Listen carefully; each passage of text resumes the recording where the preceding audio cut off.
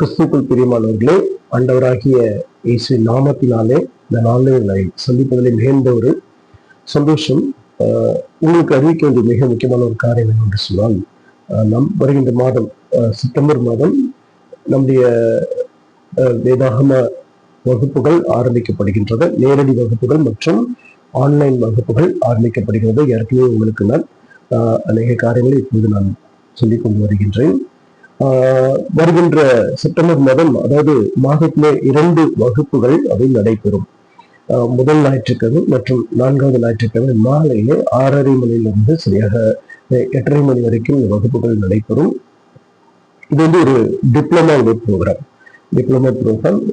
ஏறக்குறைய 2 வருடங்கள் இந்த பயிற்சிகள் அதிலே உங்களுக்கு நடைபெறும் என்பதை நான் தெரிவித்துக் கொள்கின்றேன்.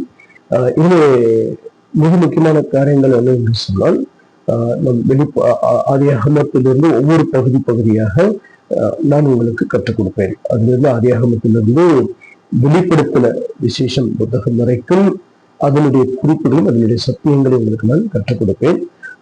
வெறும் வேதாகமத்தின் அடிப்படையில் மட்டுமல்லாமல் வேதாகமத்துக்கு உதவிகரமாக இருக்கிற அந்த சத்தியத்தை அறிந்து கொள்கின்ற இதர நூல்கள், அதாவது பெரிய பெரிய ஆக்கியங்களுடைய நூல்கள் மற்றும் யூதர்களுடைய ஏடுகள், பாபிலோனியர்களுடைய ஏடுகள், இவைகளிலிருந்து தொல்பொருள் ஆராய்ச்சிகள், இவைகள் எல்லாவற்றையும் வைத்து வரலாற்றின் ஆதாரத்தின் அடிப்படையில் இந்த சத்தியங்களுக்கு கற்றுக் கொடுப்பதனாலே நீங்கள் அதை பயன்படுத்திக் கொள்ளுங்கள்.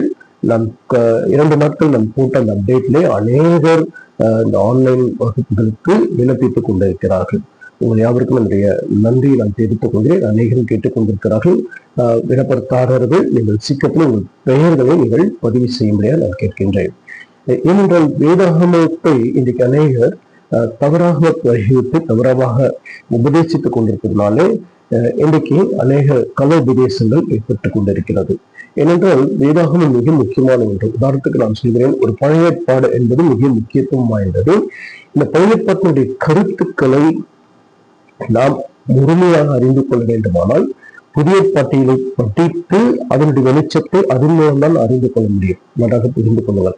ஏனென்றால் பழைய ஏற்பாட்டில் ஏதோ ஒரு வசனத்தை வைத்து யாராவது பிரசங்கிக்கிறார்கள் என்று வைத்துக்கொள்ளும். ஒரு வசனத்தை வைத்து அந்த வசனம் நமக்கு தான் என்று சொல்லி அதை உரிமையாக்கிக் கொள்கிறார்கள். ஆனால் அந்த வசனத்தினுடைய பின்னணியும் என்ன, அந்த வசனத்தினுடைய உண்மையான சத்தியம் என்ன, அந்த வசனத்தினுடைய அடிப்படை புதிய பாட்டில் எங்கே இருக்கின்றது, அதை அவர்கள் புரிந்து கொள்ளாமல் இன்றைக்கு அநேகர் தவறாக உபதேசித்துக் கொண்டிருப்பதை பார்க்கும்போது, ஏனென்றால் அநேகர் இன்றைக்கு பிரசங்கம் பண்ண ஆரம்பித்திருக்கார்கள். அதை பார்க்கும்போது கொஞ்சம் நமக்கு சங்கடமாக இருக்கின்றது. அதன் மூலம் அநேக தவறான உபதேசங்கள் இடத்திலே ஏற்பட்டுக் கொண்டிருக்கின்றது.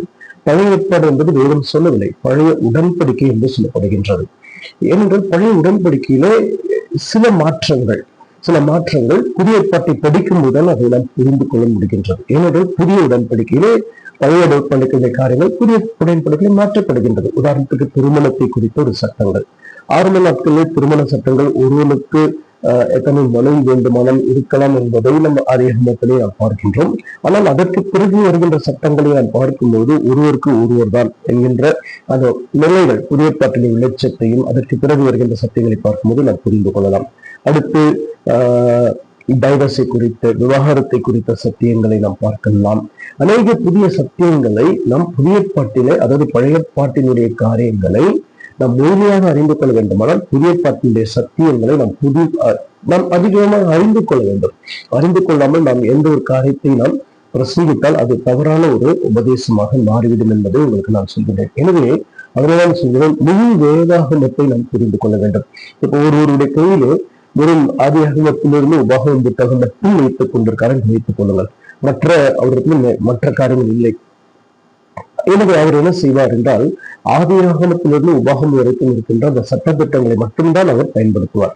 என்ன பயன்படுத்துவார்? பலி செலுத்த வேண்டும், ஓய்வு நாளை அனுசரிக்க வேண்டும், அடுத்து பண்டிகைகள், அந்த யூதர்களுடைய பண்டிகைகளை கொண்டாட வேண்டும், அடுத்து விருப்ப செய்த முறைமைகளை நாம் கை கொள்ள வேண்டும். பாருங்கள், இவர் புதிய ஏற்பாட்டையும் மற்ற புத்தகத்தையும் அறியாததினாலே என்ன செய்கிறார்? அதே சத்தியத்தில் மட்டும்தான் நின்று கொண்டிருக்கிறார். இதுதான் நான் சொல்வதுதான் சரி என்று அவர் நின்று கொண்டிருக்கிறார். ஏனென்றால் அவர் பழைய மற்ற புத்தகமும் புதிய ஏற்பாட்டின் காரியங்களை அவர் புரிந்து கொள்ளாததினால்தான் இன்றைக்கு எங்கே பார்த்தாலும் இந்த ஹைப்பர் கிரேஸ், அப்புறமா செழிப்பு உபதேசங்கள், போன்றவைகள் அதிகமாக பெருகி இருக்கின்றன. எனவே முன் வேதாகமத்தையும் நாம் கற்றுக்கொள்ள வேண்டும். புதிய பாட்டில் இருக்கிற நிருபத்தின் வெளிச்சத்தை, ஒவ்வொரு நிருபங்கள், அந்த நிருபங்களுடைய சத்தியத்தை முழுமையாக அறிந்து கொண்டால்தான் பழைய பாட்டில் இருக்கிற ஒவ்வொரு அந்த வாக்கு திட்டங்கள், வசனங்கள், அதனுடைய சம்பவங்களை நாம் வியாக்கியானம் செய்ய முடியும். புதிய பாடு தெரியாமல், நிருபங்களை பற்றிய காரியங்கள் தெரியாமல் நம் பழைய பாட்டிலே மற்ற வசனங்களை நாம் வியாக்கியானம் செய்யும் போது அது தவறான உபதேசமாக ஏற்படுகின்றது. எனவே முன் வேதாகமத்தை கற்றுக்கொள்வதற்கு உங்களுக்கு ஆண்டவராகிய இயேசு கிறிஸ்து ஒரு சந்தர்ப்பத்தை கொடுக்கின்றார். ஆவியானவர் அதை எனக்கு உணர்த்தினான் அடிப்படையிலே நான் சீக்கிரமா இந்த வேதாகமக்கள் வகுப்புகளை நான் துவங்க போகின்றேன். வாஞ்சையவர்கள், விருப்பம் உள்ளவர்கள் இனிமேல் பங்கு பெறுங்கள். ஆண்டவர் உங்களை ஆசீர்வாதப்படுவார். God bless you. Thank you.